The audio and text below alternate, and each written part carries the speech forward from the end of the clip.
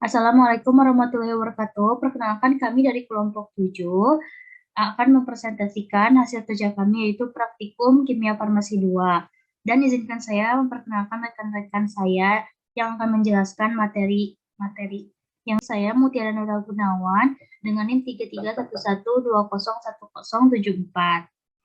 Baik, materi yang pertama yaitu titrasi bebas air yang akan dibacakan dan dijelaskan oleh Ismi. Untuk Ismi dipersilakan.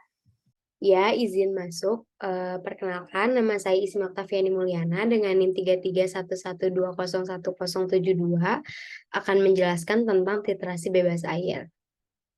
Titrasi bebas air sendiri yaitu dengan prinsip percobaannya penetapan kadar zat secara volumetri berdasarkan reaksi basa lemah dan asam kuat di dalam pelarut organik.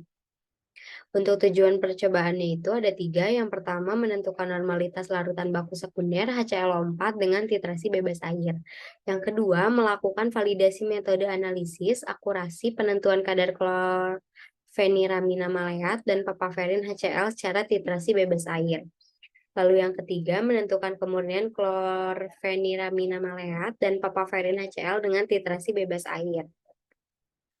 Lalu untuk tinjauan pustakanya sendiri, titrasi bebas air merupakan suatu jenis titrasi yang menggunakan pelarut selain air, melainkan pelarut organik. Titrasi bebas air sendiri menggunakan pelarut organik untuk mempertajam titik akhir titrasi asam ataupun basa lemah. Titrasi asam basa juga dilakukan untuk senyawa yang sukar larut dalam air.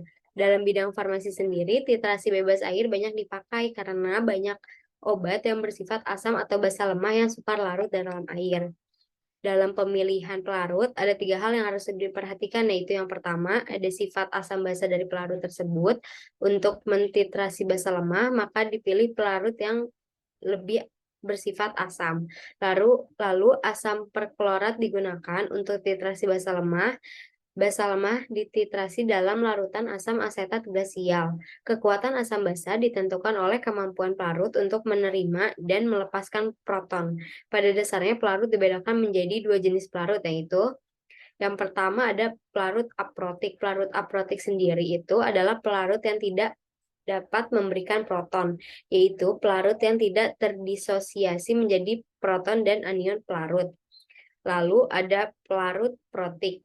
Pelarut protik sendiri itu adalah pelarut yang menunjukkan disosiasi menjadi proton dan anion pelarut. Pelarut ini dinamakan pelarut amfiprotik atau pelarut amfolit. Larutan indikator asam basa adalah zat yang berubah warnanya atau membentuk fluoresensi atau kekeruhan pada suatu range atau trayek pH tertentu. Lalu untuk monografi sampel sendiri, di sini menggunakan CTM atau klorfeniramina maleat. Untuk reaksi kimianya, berikut yang terlampir. Yang pertama ada reaksi kimia pembakuan KHP dan HClO4 dan reaksi perubahan warna indikator PP. Lalu untuk diagram alirnya, yang pertama pada prosedur titrasi bebas air dilakukan pembakuan larutan HClO4 0,1 N dengan larutan baku kalium hidrogen petalite dengan 0,1 N. Yang pertama itu pembakuan larutan HClO4 0,1 N ditimbang dengan tiga berat yang berbeda. Yaitu yang pertama ada 175 mg, 250 mg, dan 325 mg. Yang pertama itu ditimbang seksama 200 mg kalium hidrogen pertalite atau KHP dilarutkan dalam 15 mili asam asetat glasial, ditambahkan 5 tetes asam asetat anhidra, lalu ditambahkan 2 tetes indikator kristal violet, dititrasi dengan larutan HClO4 0,1 N. Lalu akan terjadi perubahan warna dari ungu ke biru hijau atau toska. Lalu setelah terjadinya perubahan warna tersebut, dihitung normalitas HClO4 sebenarnya. Lalu pada prosedur yang kedua itu validasi metode analisis. Yang pertama itu penetapan kemurnian CTM dengan baku pembanding tiga berat yang berbeda. Yang pertama ada 175 mg, 250 mg, dan 325 mg. Yang pertama itu ditimbang baku pembanding sebanyak 175 mg, 250 mg, dan 325 mg. Masing-masing dilakukan sebanyak 3 kali.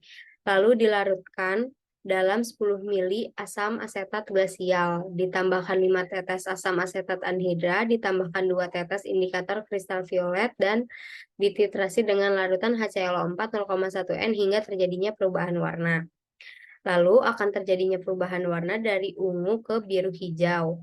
Setelah terjadi perubahan warna, dihitung berat kloramfeniramina maleat yang diperoleh dalam setiap larutan.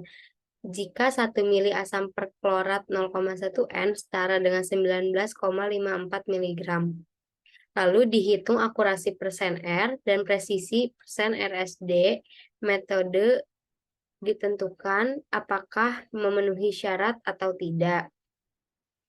Lalu yang ketiga, terdapat penetapan kemurnian. Untuk penetapan kemurnian itu yang dilakukan adalah 250 mg sampel klorfeniramina maleat ditimbang seksama sebanyak 250 mg sampel dilarutkan dalam 10 mili asam glasial, ditambahkan 5 tetes asam asetat anhidra, ditambahkan 2 tetes indikator kristal violet, dititrasi dengan larutan HClO4 0,1 N hingga terjadinya perubahan warna. Untuk perubahan warna sendiri itu terjadi perubahan warna dari ungu ke biru hijau atau toska. Setelah terjadi perubahan warna, dihitung persen kemurnian klorfeniramina maleatnya. Lalu pada hasil percobaan yang pertama, pada hasil pembakuan HClO4, terdapat rata-rata normalitas HClO4 dengan hasil pembakuan yaitu 0,104. Lalu pada hasil percobaan yang kedua, yaitu pada hasil validasi metode analisis CTM, terdapat persen rata-rata itu 107,82%, SD-nya 7,6932, lalu persen RSD-nya itu 7,135%.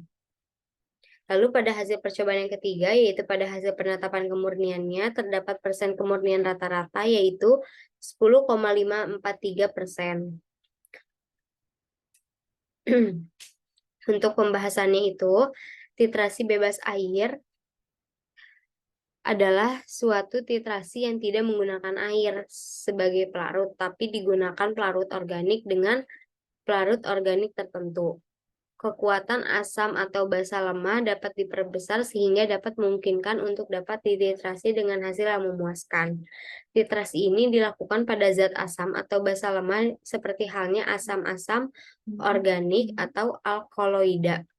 Alkaloida sukar larut dalam air seperti garam-garam amina, di mana garam-garam dirombak dulu menjadi basa bebas yang larut dalam air.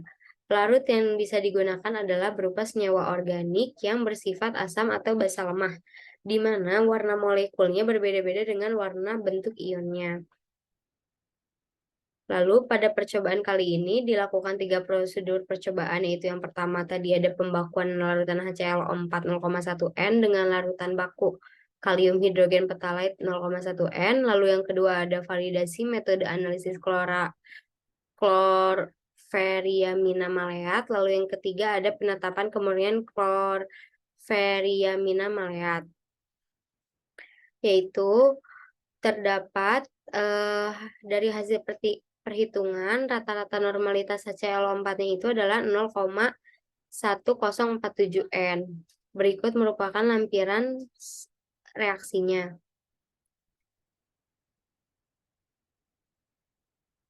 Prosedur selanjutnya itu merupakan validasi metode analisis klorferiamina maleat, yaitu dengan digunakannya pembanding klorferiamina maleat dengan variasi berat yang berbeda, yaitu ada 3 berat yang dilakukan secara triplo. Setiap pembanding dilarutkan dengan 10 mili asetat glasial, ditambahkan 5 tetes asam asetat anhidra, 2 tetes indikator kristal violet, lalu dititrasi dengan HClO4 0,1 N, sehingga terjadinya perubahan dari warna ungu ke biru hijau. Lalu setelah itu dihitung berat klorferiamina maleatnya dalam setiap larutan, dan didapatkan hasil akurasi persen R-nya itu dengan rata-rata sebesar 107,64%, persen RSD-nya 0,07%, dan Setelah dari hasil yang diperoleh tersebut, dapat dilihat bahwa hasil tersebut itu tidak sesuai dengan literatur yang seharusnya persyaratan R-nya itu tidak kurang dari 98% dan tidak lebih dari 102,0%. Karena perbedaan angka yang diperoleh ini begitu besar, itu bisa disebabkan oleh tidak sempurnanya proses titrasi dikarenakan kalium biftalat yang digunakan pada pembakuan HClO4 sudah terkontaminasi zat lain. Selain itu juga dapat juga disebabkan karena lingkungan pentiter dan pelarut atau preaksi yang ternyata masih berair. Preaksi berair pada percobaan yang masih mengandung air dapat disebabkan karena bahan asam asetat glasial yang telah disimpan dapat menyerap air yang bersifat higroskopis dari udara karena kondisi penyimpanan yang tidak sesuai. Lalu pada prosedur penetapan kemurnian klorferia minamaliat itu digunakan satu berat saja yaitu 250 miligram sampel yang diperoleh persen kemurniannya itu sebesar 105,969%. Dari hasil yang didapat, hasil tersebut tidak sesuai dengan literatur yang seharusnya. Dengan persyaratan, seharusnya itu zat aktif klorverian minamaleat tersebut berada dalam rentang 98% sampai 105%. Hal tersebut terjadi bisa karena kalium biftalat yang digunakan pada pembakuan HClO4 sudah terkontaminasi zat lain atau disebabkan karena lingkungan pentiter atau pelarut atau preaksi yang ternyata masih berair atau yang mengandung air. Karena sifatnya asam asetat glasial tersebut higroskopis yang dapat menyerap air atau dikarenakan dengan kondisi penyimpanan yang tidak sesuai. Lalu pada proses pembuatan pembakuan asam perklorat 0,1 N dengan menggunakan asam pelarut utama asetat glasial yang tidak murni yang masih mengandung air itu akan menyebabkan asam perklorat dibuat juga mengandung air. Asam asetat glasial yang telah mengandung air akan menyebabkan akhir indikator yang dibuat juga mengandung air. Reaksi yang masih mengandung air mengakibatkan fungsi reaksi untuk meningkatkan kebasaan senyawa dan menentukan kadar senyawa tidak dapat berjalan dengan baik bila titrasi berlangsung dengan pelarut yang masih mengandung air, maka akan mempengaruhi tingkat kebasaan senyawa dalam pelarut menjadi lebih rendah dari seharusnya bila ditambahkan pelarut bebas air. Lalu bila ada air itu akan titik akhir titrasinya itu tidak akan akurat dan perubahan warna yang terjadi itu di luar titik seharusnya. Baik, kesimpulannya dari yang Ismi telah jelaskan, dapat disimpulkan yang pertama, metode dinyatakan tidak valid karena nilai persen R tidak berada dalam rentang 98,0% sampai 102,0% dan persen RSD tidak lebih dari 2%. Yang kedua, zat aktif tidak memenuhi persyaratan kemurnian karena tidak berada dalam rentang 98,07% sampai 100,5%. Baik, materi yang selanjutnya yaitu titrasi alkalimetri secara potensiometri yang akan dibacakan oleh Wirayuda Pratama. Untuk Saudara Wira, silakan. Baik, izin masuk, izin memperkenalkan diri. Nama saya Wirayuda Pratama dengan NIM 3311201068. Ya, di sini saya akan menjelaskan dari percobaan titrasi alkalimetri secara potensiometrik.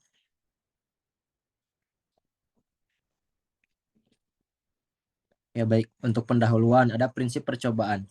Yang pertama, penetapan kadar zat secara volumemetri berdasarkan reaksi asam dan basa. Yang kedua, penentuan titik ekuivalensi dengan mencatat volume pentiter dan pentiter yang digunakan ketika terjadi lonjakan pH.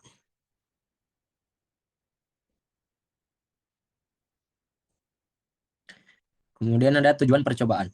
Yang pertama, menentukan normalitas larutan baku sekunder NaOH. Kedua, menentukan kemurnian asam sitrat monohidrat secara alkalimetri dengan metode konvensional dan potensiometri.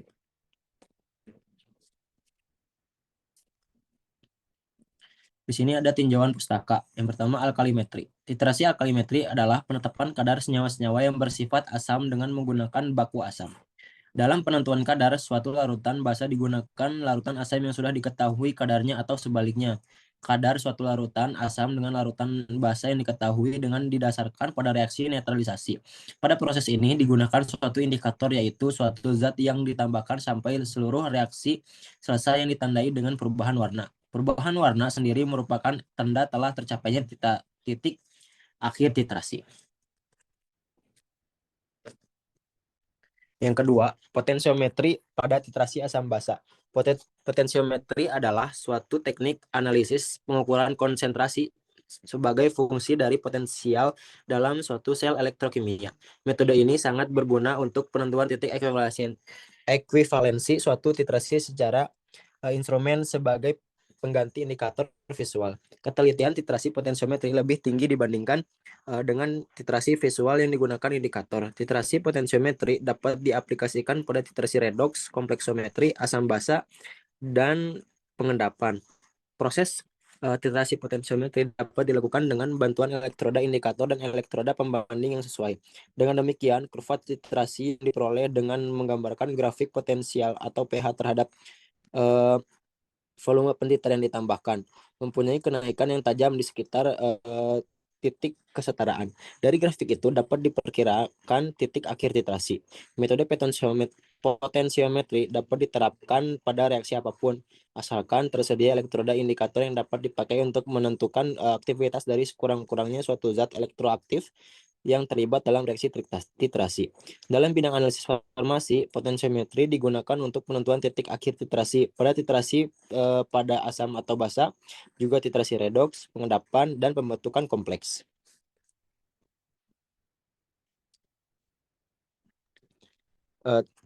Untuk selanjutnya ada dari monografi sampel. Yang pertama itu ada monografi asam oksalat tertera dari monografinya. Boleh di next.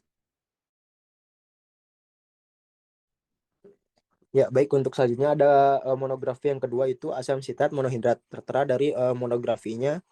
Boleh di next. Ya, baik, izin masuk. Yang selanjutnya ada yang ketiga itu ada monografi natrium hidroksida tertera dari monografi sampelnya. Boleh di next.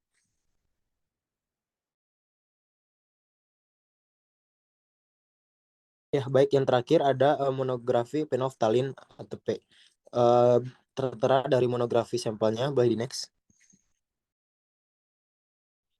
Ya, baik, kemudian ada reaksi kimia. Terdapat dari reaksi kimia.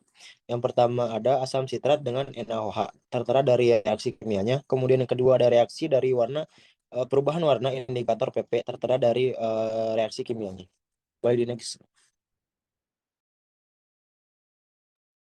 Ya, baik, untuk selanjutnya ada dari diagram alir. Yang pertama adalah pembakuan NaOH 0,1 N. Pipet 10 ml larutan baku asam oksalat dihidrat 0,1 N, tambahkan 2-3 tetes indikator penoftalin, kemudian dititrasi dengan larutan NaOH 0,1 N hingga terjadi perubahan warna atau tidak berwarna merah muda. Kemudian yang terakhir, hitung normalitas NaOH sebenarnya.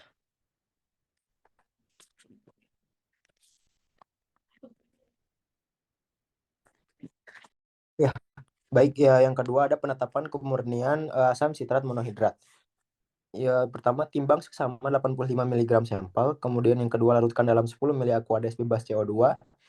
Yang ketiga itu tambahkan 3-4 tetes indikator penoftalin, kemudian titrasi dengan larutan NaOH 0,1 N hingga terjadi perubahan warna atau tidak berwarna merah muda. Kemudian yang terakhir, hitung persen kemurnian asam sitrat. Ya, baik, untuk yang selanjutnya itu ada penetapan kemurnian asam sitrat monohidrat secara titrasi potensiometri. Yang pertama, timbang sesama 85 mg sampel, kemudian larutkan dalam 50 ml Aquades bebas CO2, kemudian tambahkan 3-4 tetes indikator penoftalin. Selanjutnya titrasi dengan 0,2 ml larutan NaOH 0,1 N, Lalu diukur perubahan pH dan dicatat. Yang terakhir, tambahkan NaOH 0,1 N hingga terjadi lonjakan pH.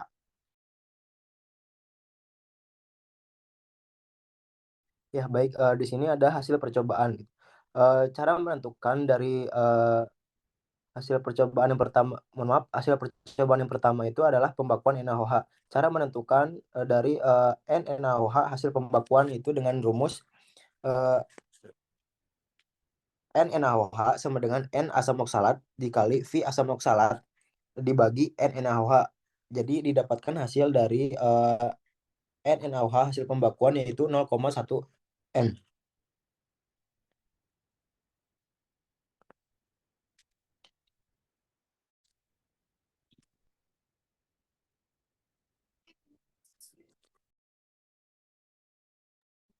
Ya, baik, untuk yang kedua itu hasil penentuan kemurnian vitamin C secara titrasi konvensional. Yaitu dengan rumus cara mencari dari berat hasil analisis yang dengan rumus berat hasil analisis sama dengan N pembakuan dibagi N pustakan atau N pustakan kemudian dikali kesetaraan dikali volume yang terpakai. Kemudian didapatkan hasil dari 78,673, 79,345, kemudian 80,017. Kemudian untuk hasil persen kemurniannya dicari dengan rumus berat hasil analisis dibagi berat timbang dikali 100. Jadi didapatkan hasil 92,53%, 93,23%, 93,47%, dan rata-rata kemurniannya adalah 93,0,8%. Ya, baik, yang ketiga adalah hasil penentuan kemurnian vitamin C dengan titrasi potensiometri. Yang pilih 12 data yang dapat memperlihatkan 8 data volume titran sebelum lonjakan dan minimal 4 data sesudah lonjakan. Hitung nilai delta pH atau delta V dan delta kuadrat pH atau delta V. Ya, baik, cara dari menghitung dari delta pH atau per V itu caranya kan terdapat dari pH gitu. pH dari 0 mili sama 1 mili gitu. Jadi pH 0 mili itu dikurangi dengan pH 1 mili. Kemudian cara menghitung dari delta kuadrat pH per delta V itu hasil dari pengurangan dari pH 0,1 pH 0 dengan 1 mili, kemudian dikurangi dari pH dari 1 mili dengan 2 mili gitu. Jadi dapatkan hasil 0 gitu. Jadi pH 2 mili batas dari 3,5 sampai 3,6 itu 0,1, kemudian 3,4 sama 3,5 itu 0,1. Jadi 0,1 dikurangi 0,1 dibagi 1 jadi hasilnya 0, kemudian seterusnya gitu ke bawah. Coba di next.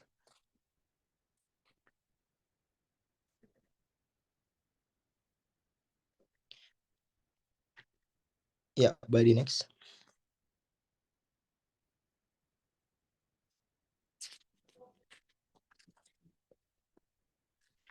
Ya, baik, di sini ada hitung berat mg asam sitrat dalam sampel dan persentase kemurniannya.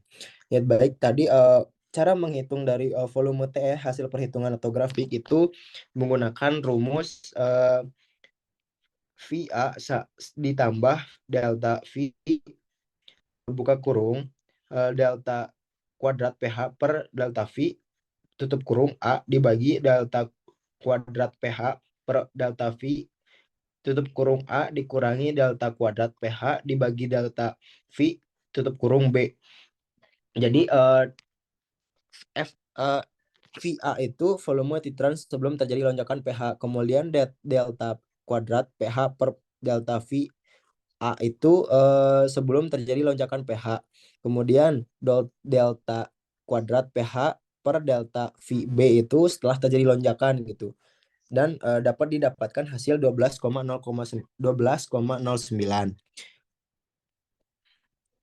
Kemudian cara dari menganalisis berat analisis. Berat analisis itu menggunakan rumus N pembakuan dibagi N pustaka dikali kesetaraan kali volume TE. Kemudian didapatkan hasil 81,295 mg. Ya, baik. Dan untuk persen kemurniannya sama menggunakan rumus yang di awal tadi, yaitu berat hasil analisis dibagi berat timbang dikali 100 dan didapatkan hasil 95,641%. Ya, boleh di next.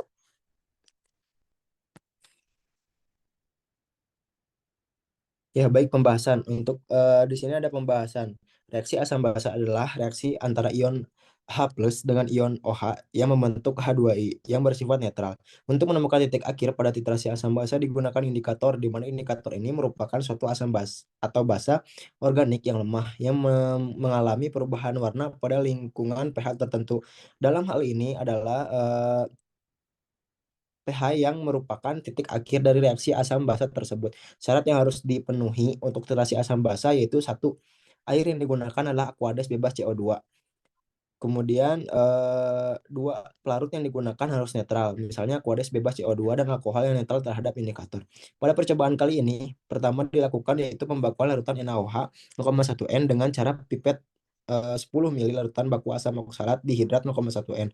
Masukkan dalam labu Erlenmeyer dan tambahkan 2-3 tetes indikator phenolphthalein. Kemudian titrasi dengan larutan NaOH 0,1 N hingga warnanya berubah dari tidak berwarna menjadi merah muda. Setelah melakukan pembakuan, lanjutkan dengan penetapan kemurnian asam sitrat monohidrat secara titrasi konvensional dengan cara timbang seksama 85 mg sampel. Kemudian larutkan dalam 10 ml Aquades bebas CO2, tambahkan 3-4 tetes indikator phenolphthalein.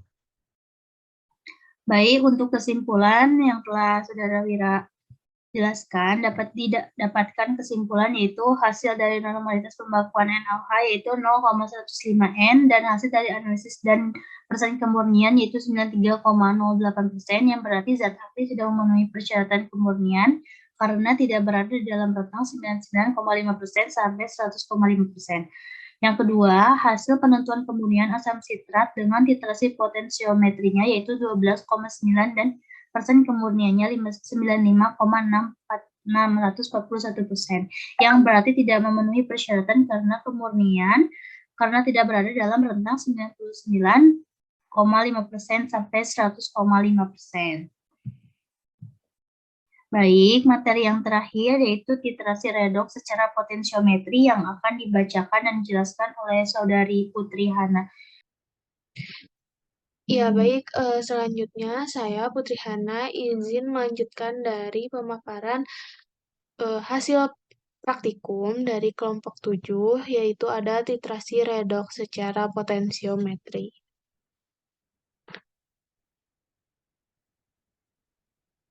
Yang pertama itu dari pendahuluan ada prinsip percobaan. Prinsip percobaan dari titrasi redoks potensiometri.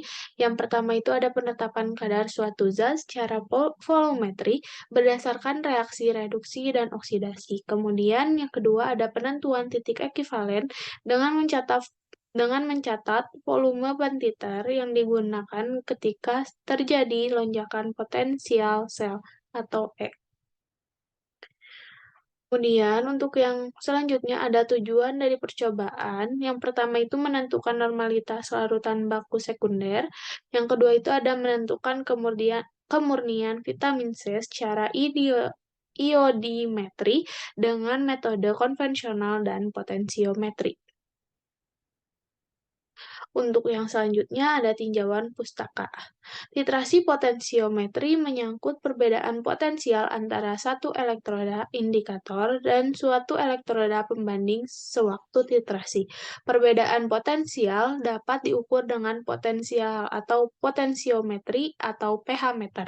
Pada umumnya pengukuran-pengukuran teliti dari perbedaan potensial dilakukan dengan potensiometri. Akan tetapi untuk ketelitian yang diperlukan dalam titrasi, pH meter memberikan hasil-hasil yang memuaskan dan lebih sesuai untuk menggunakannya. Untuk yang selanjutnya, potensiometri merupakan aplikasi langsung dari persamaan Nernst dengan cara pengukuran potensial dua elektroda tidak terpolarisasi pada kondisi arus nol. Kemudian, potensiometri merupakan salah satu cara pemeriksaan dengan potensiometri dengan menggunakan peralatan listrik untuk mengukur potensial elektroda indikator, dan besarnya potensial elektroda indikator ini bergantung pada kepekatan ion-ion tertentu dalam larutan. Karena itu, dengan memakai persamaan Nernst, kepekatan ion dalam larutan dapat dihitung langsung dari harga potensial yang diukur. Kemudian ada monografi dari sampel. Yang pertama ada monografi dari asam askorbat. Nama senyawa asam askorbat, berat molekul 176,13 gram per mol. Kemudian rumus molekul C6H8O6, struktur molekul terlampir. Kemudian ada kelarutan dari asam askorbat, yaitu mudah larut dalam air, agak sukar larut dalam etanol, tidak larut dalam kloroform, eter, dan dalam benzen. Kemudian untuk persyaratan, asam askorbat mengandung tidak kurang dari 99,0% dan tidak lebih dari 100,55% C6H8O6. Kemudian ada reaksi kimia. Reaksi kimia yang pertama ada reaksi kimia dari pembakuan I2 dengan AS2O3. Yang pertama ada AS2O3 ditambah 6 NaOH, kemudian menghasilkan 2 Na3 ASO3 ditambah H2O. Kemudian untuk reaksi yang selanjutnya yaitu 2 Na3 ASO3 ditambah 2 N2O ditambah 2 I2 menjadi 2 Na3 ASO4 ditambah 4 Hi. Kemudian 4Hi ditambah 4 NaNCO3 menghasilkan 4 Nai ditambah 4 H2O ditambah 4 CO2.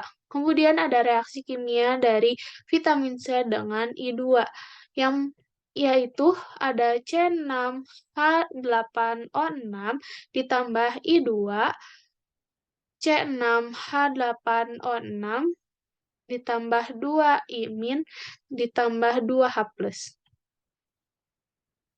Sini ada diagram alir.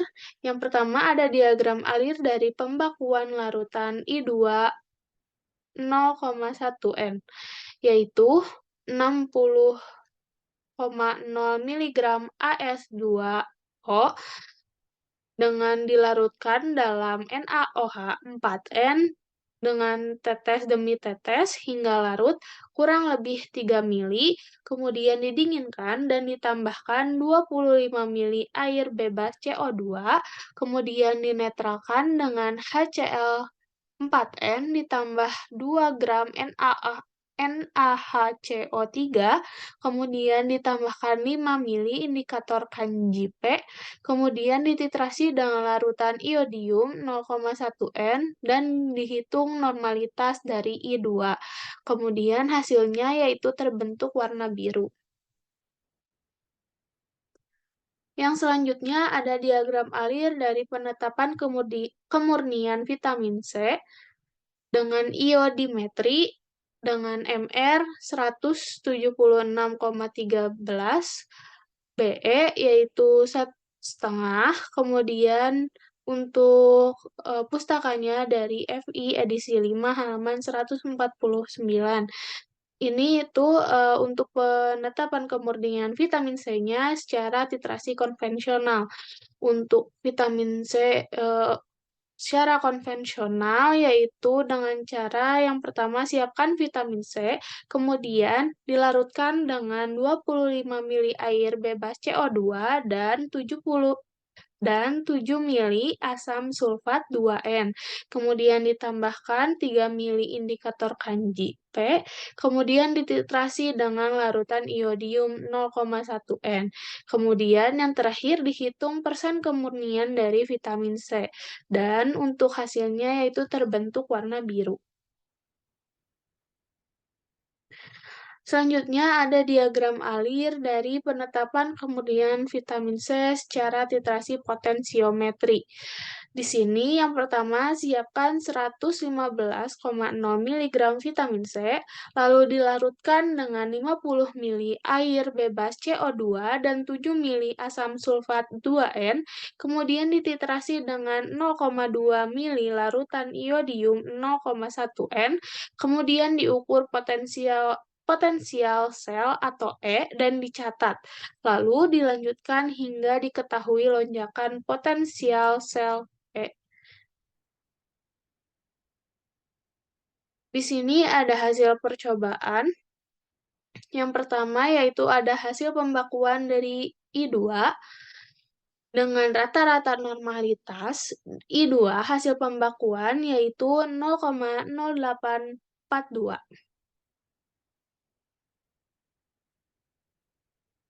Kemudian ada hasil percobaan yaitu dari kemurnian vitamin C dengan cara titrasi konvensional.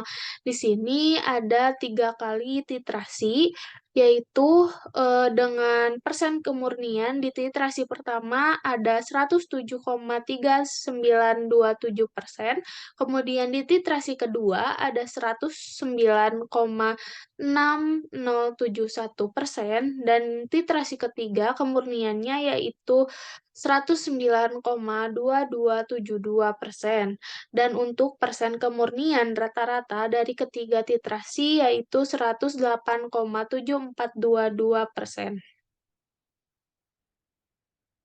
Yang selanjutnya ada hasil percobaan yaitu penetapan kadar kemurnian vitamin C secara titrasi potensiometri. Yang pertama itu ada memilih 12 data yang dapat memperlihatkan 8 data volume titran sebelum lonjakan E dan minimal 4 data sesudah lonjakan E. Hitung dari delta E dibagi delta V dan delta 2E dibagi delta V. Terlampir dari hasil percobaan penentuan kadar vitamin C secara titrasi potensiometri. Lalu di sini ada menghitung dari berat vitamin C dalam sampel dan juga persentase dari kemurniannya. Untuk berat hasil analisis yaitu sebanyak 125,50291 mg, dan untuk kemurniannya yaitu 108,7773%. Untuk persen kemurnian rata-rata yaitu 108,7773%. Sini juga ada pembahasan di mana titrasi redoks adalah penetapan kadar reduktor dan oksidator berdasarkan atas reaksi reduksi dan oksidasi, di mana reduktor akan teroksidasi dan oksidator akan tereduksi, dan oksidator akan tereduksi. Agar dapat digunakan sebagai dasar titrasi, maka reaksi redoks harus memenuhi persyaratan umum sebagai berikut. Yang pertama, ada reaksi harus cepat dan sempurna. Kemudian yang kedua, reaksi berlangsung secara stoikiometri. Kemudian yang ketiga, titrasi akhir dapat dideteksi, misal dengan bantuan indikator atau secara potensiometri. Karena banyaknya unsur-unsur yang mempunyai lebih dari satu tingkat oksidasi, maka dikenal beberapa macam titrasi redoks, yaitu permanganometri, iodometri, iodimetri, iodatometri, bromometri, bromatometri, dan serimetri.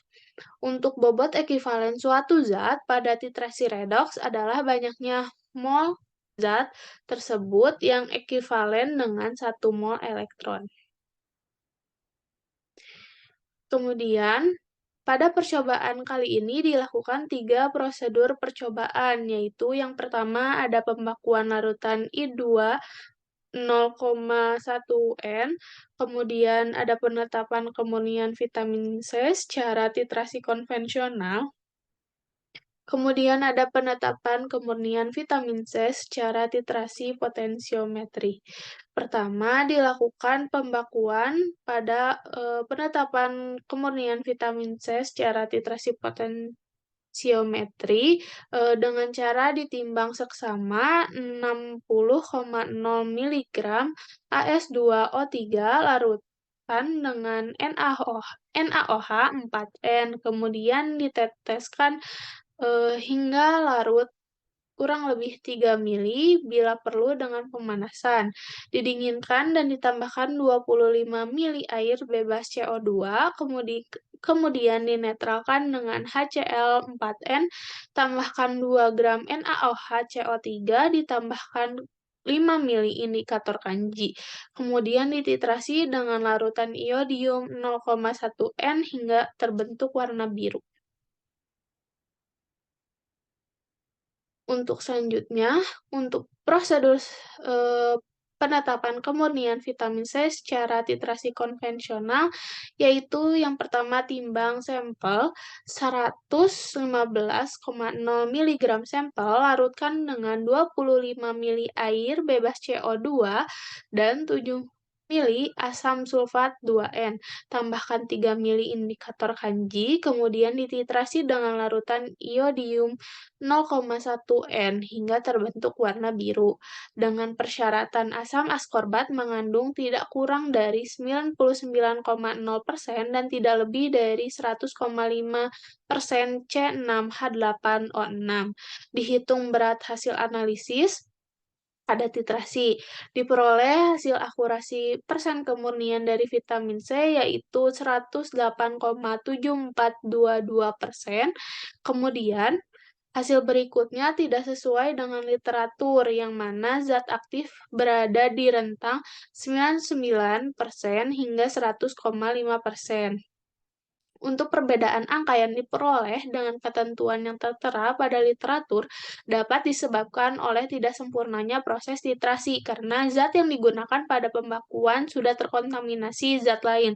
Selain hal tersebut, dapat juga disebabkan karena lingkungan pentiter, pelarut, atau pereaksi yang ternyata masih mengandung air, serta faktor penimbangan atau pengukuran. Kemudian, prosedur terakhir yaitu penetapan kemurnian vitamin C secara potensiometri dengan cara menimbang seksama 115,0 mg sampel dengan dilarutkan 50 mili air bebas CO2 dan 7 mili asam sulfat 2N. Titrasi dengan 0,2 mili larutan iodium 0,1 N, kemudian diukur potensial selnya. Kemudian dititrasi hingga diketahui lonjakan potensial sel, diperoleh titik ekivalensi yaitu 16,93 dan hasil akurasi persen kemurnian vitamin C dengan rata-rata sebesar 108,773%. Berikut grafik hubungan volume dengan berada di titik 16,93. Lalu selanjutnya ada grafik hubungan turunan pertama volume pentiter dengan delta E dibagi delta V. Dan di sini juga untuk titiknya 16,93. Dan yang terakhir ada grafik hubungan turunan pertama volume pentiter dengan delta 2E dibagi delta V. Untuk titiknya pun ada di 16,93.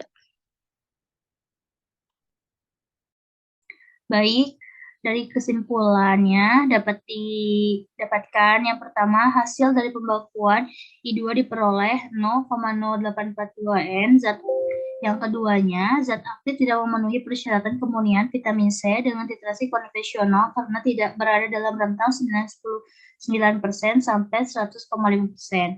Yang ketiga, zat aktif tidak memenuhi persyaratan kemurnian vitamin C dengan potensiometri karena tidak berada dalam rentang 99% sampai 105%. Yang keempat, perbedaan hasil antara titrasi konvensional dengan titrasi potensiometri dapat terjadi karena perbedaan ketelitian berdasarkan metode. Terima kasih. Sekian dari kelompok 7. Mohon maaf bila ada kesalahan kata atau kesalahan yang lainnya. Terima kasih. Wassalamualaikum warahmatullahi wabarakatuh.